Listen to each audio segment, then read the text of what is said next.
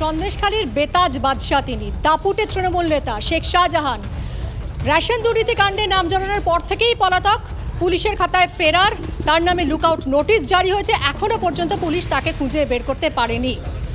এদিকে এই শেখ শাহজাহান বেপাত্তা হতেই তার বিরুদ্ধে মুখ খুলতে শুরু করেছেন গ্রামবাসীরা। একের পর এক অভিযোগ তার বিরুদ্ধে সামনে আসছে।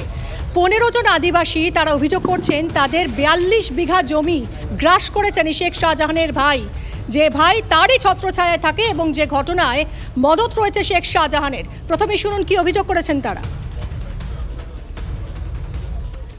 2 নম্বরই জাল কাগজ তৈরি করে এরা সব দলিল করে আর এইসব বিক্রি করছে, আর আমাদেরকে সব চাষিদেরকে সব উচ্ছেদ করে দিচ্ছে, আর কিছু বলতে গেলে বাহিনী দিয়ে তাড়ানো হচ্ছে।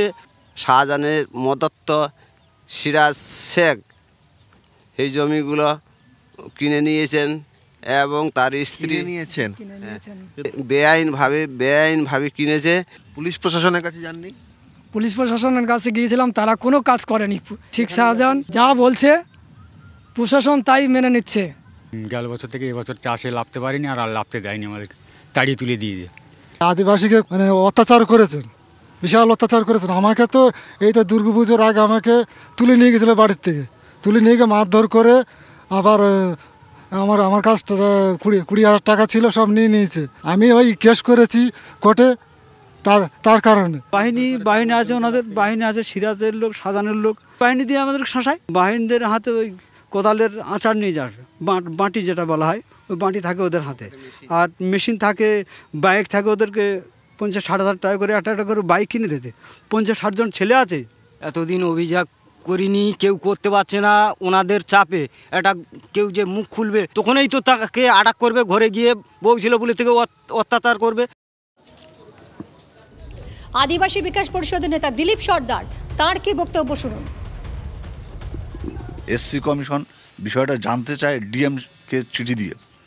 ডিএম তখন সেই চিঠি পাওয়ার পরে এসপিকে রিপোর্ট পাঠাতে বলে।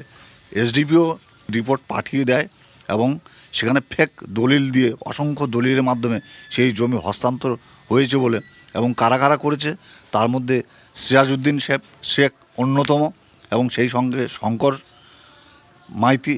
শঙ্কর সর্দার, অজিত মাইতি, দেবেন সর্দার, এরাই ইনভলভ আছে, প্রথমে উঠে আসে। কিন্তু এদের বিরুদ্ধে এখানকার ওসি সব কিছু জেনেও, এসডিপিও সব কিছু জেনেও কোনো তাদের ব্যবস্থাই নেয়নি। অর্থাৎ নিজেকে সমাজকর্মী বলা মামাটি মানুষের এই নেতা শেখ শাহজাহান, তিনি কি আদতে জমি হাঙর? আমরা কথা বলবো, আমার সহকর্মী সৌরভ দত্ত রয়েছেন এই মুহূর্তে।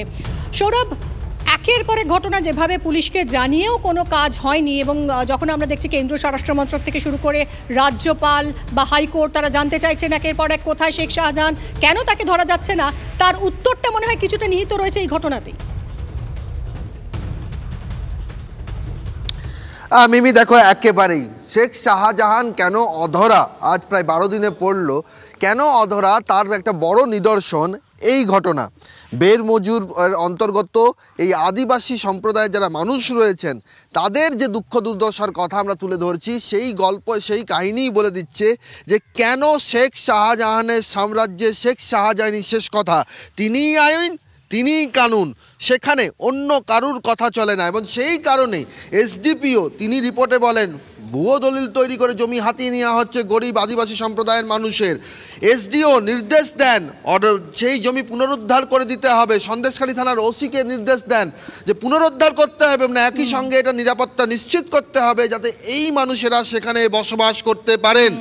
জমি পুনরুদ্ধারও হয় না, সেখানকার মানুষেরা সেখানে বসবাসও করতে পারেন না নিরাপত্তার সঙ্গে। আর সন্দেশখালী থানা, এখানকার পুলিশ প্রশাসন এত কিছুর পরও তারা নির্বিকার। তাদের কাছে এই সন্দেশখালী এলাকায় যদি কারুর কথা চলে তার নাম শেখ শাহজাহান, সেই জন্য শেখ শাহজাহান ধরা পড়ে না। মিমি, একদমই তাই, এবং কোথাও একটা আড়ালে থেকে যেন লড়াইয়ের ঘুঁটি সাজিয়ে চলেছেন শেখ শাহজাহান। অনেক ধন্যবাদ, তুমি সঙ্গে থাকো সৌরভ।